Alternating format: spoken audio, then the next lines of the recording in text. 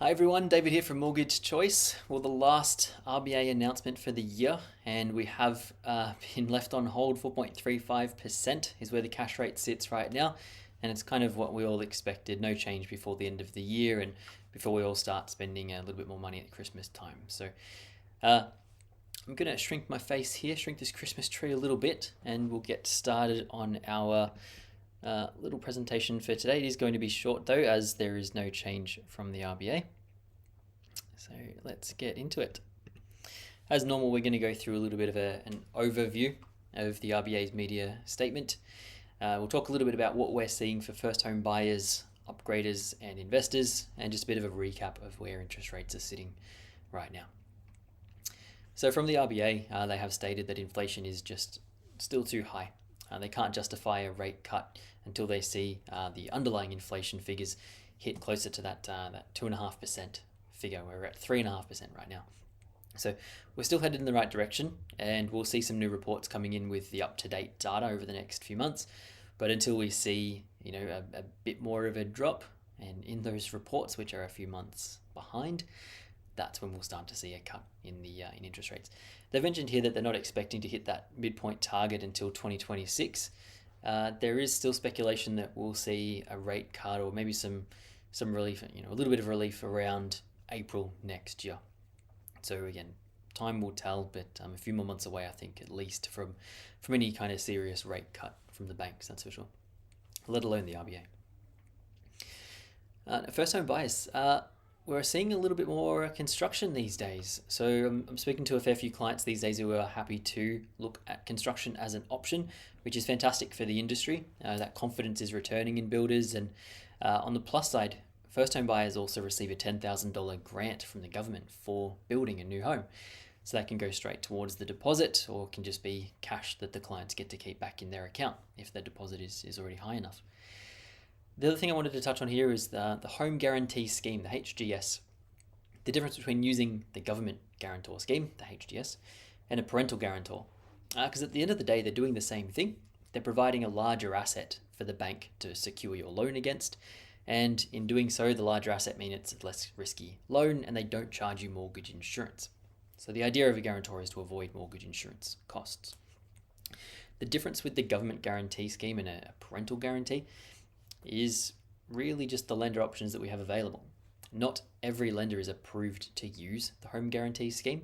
So typically you're looking at bigger banks like Westpac, Combank, NAB, whereas the parental guarantor, you can use them with other banks as well, ANZ, ING.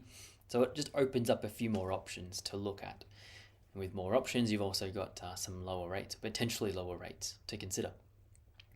At the end of the day though, if we can get the same rate for you, or if one lender in particular is better for you, and they're offering the guarantor scheme, the government guarantor scheme, I would probably say we're better off using that than using a parent's property. Purely from a risk point of view, there's no need to tie your parent's property in if we can use the government's assets. So that's what we're seeing at the moment. A lot of home guarantee scheme applications, a few parental guarantee applications, and a bit more construction, which is nice too. For upgraders, we're still seeing a lot more renovation projects coming through. So this can be anything between updating the kitchen. We're seeing some extensions as well, and even just a little bit of an update out the back, maybe adding a deck or redoing the landscaping. So a little bit more renovating is coming in. It's to be expected coming to the Christmas period. A lot of people wanted to get those projects done before Christmas before Christmas happens, before the relatives and everything come to visit. But now that we're past that, I'm not too sure if it'll continue to be so in demand, or if it'll kind of fall off a little bit. But seeing quite a bit of renovating. I've got here off-market properties. This is something I wanted to touch on as well, and we have spoken about in the past. A lot of people, especially over the Christmas period, will have their property with a selected agent. They'll have all of their photos ready to go, but they don't list on realestate.com or Domain. They just hold the property ready to sell when the market picks up again after Christmas. And so what that means is that the agents have a bit of a backlog of off-market properties ready to sell. And so sometimes that can be a fantastic opportunity to find a property that doesn't have as much competition, that you can make an offer on with an agent and still purchase whilst everything's very, very quiet. But on the flip side, the same thing could happen if you're looking to sell your current house before upgrading. You could speak to the agent, get photos done before Christmas, so that come January you are ready to go. Everything is ready to sell, ready to list. So it's an interesting time for off-market properties. There seems to be a peak around Christmas when everything quietens down. Investors, we're actually seeing a little bit more in the unit space, which we haven't done so for a little while. Could be just due to the cost of units compared to residential properties, larger properties with some land. So we're seeing a lot more purchases in a city for units. We're even seeing a couple out townhouses and office, that sort of thing. But there is a bit more of a demand for units these days, for investors to purchase units. The one thing I always recommend to my clients as investors is to speak to your team of professionals. At the end of the day, investing is a bit of a gamble, and you want to make sure that you take as much risk out of it as possible. So purchasing in the city, purchasing in Officer, in Queensland, in WA, wherever it might be, might sound great, but you want to make sure that all of the numbers stack up and they actually make sense for your situation and for your end goals as well. So making sure that you're speaking to an accountant, to a broker, obviously, to maybe a buyer's advocate, so that you make sure that the property that you're buying, not just the location, but the property itself, is going to be the right move for you. It's very, very important to get the most out of your investment in the long run.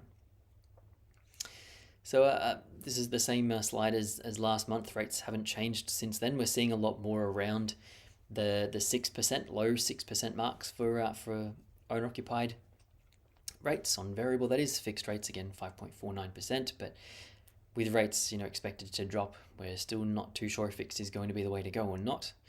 And then with investments, we're only seeing a very small amount around that 6.14 level, typically more around the 6.2, 6.3%, where loan-to-value ratios are 70 to 80% instead of under 50%.